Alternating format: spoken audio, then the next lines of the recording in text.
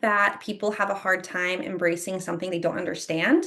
It's kind of similar to, I think, the double empathy problem that we maybe chatted about last time we talked, where people just are more likely to assign a label of like wrong to something that is different just because they don't understand it. And so I think it's the same thing with this. Like if you've never communicated using echolalia, then maybe you don't really understand like the purpose of it or why someone might choose to do it. So I think that sometimes those negative reactions are in response to lack of understanding, just because it's different and it's hard to understand things that are different. So I think that's one piece of it. And then I think another piece of it is just the fact that there isn't a ton of like peer-reviewed journal research backing it up. And so I think for a lot of therapists who have been practiced, I mean, it might be this way for other professionals too. I'm thinking from a therapist lens.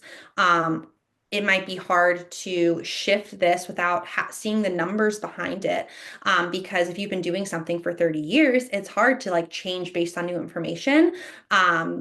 Especially when there's, not like a number associated. But when we think about like most treatment methodologies for children with disabilities, like this is a population that is so hard to like do anything standardized, anything number based because they experience the world so differently. And so most of the things that we do as therapists like started off as things maybe there wasn't a lot of research on, and you kind of had to use your skill set to figure out what works for this child. Every child is different.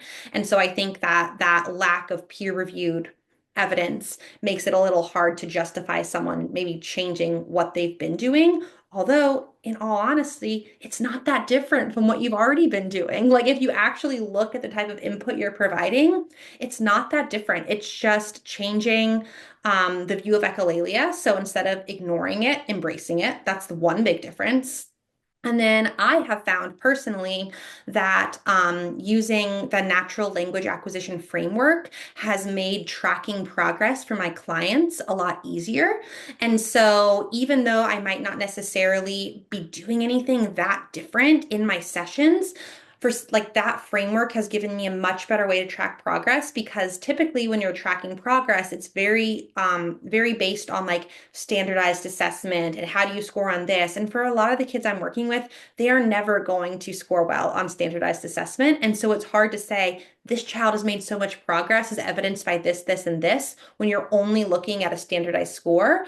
But using more of that Gestalt language processing lens has really helped me embrace like language sampling and finding creative ways to talk about how language has progressed within the framework of language sampling.